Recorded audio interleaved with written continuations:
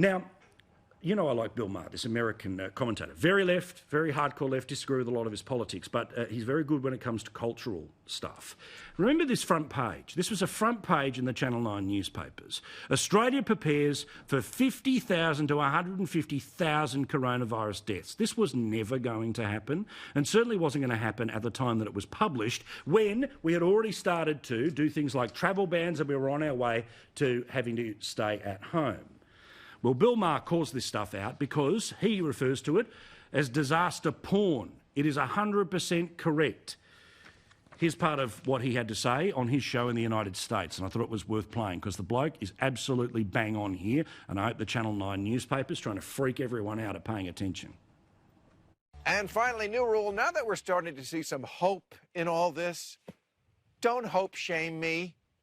You know, the problem with nonstop gloom and doom is it gives Trump the chance to play the optimist.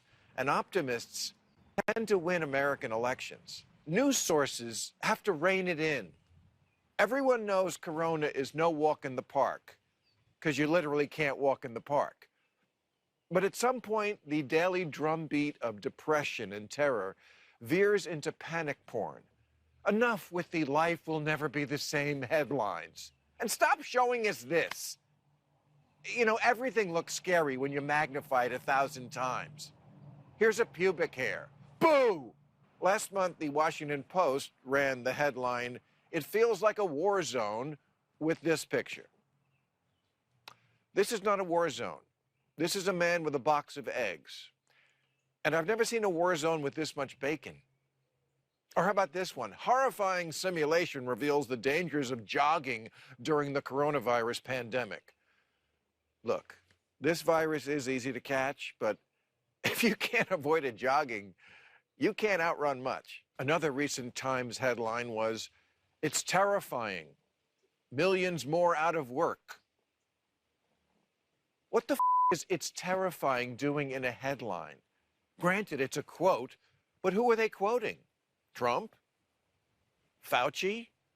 Stephen King? No, they're quoting an event planner in North Hollywood.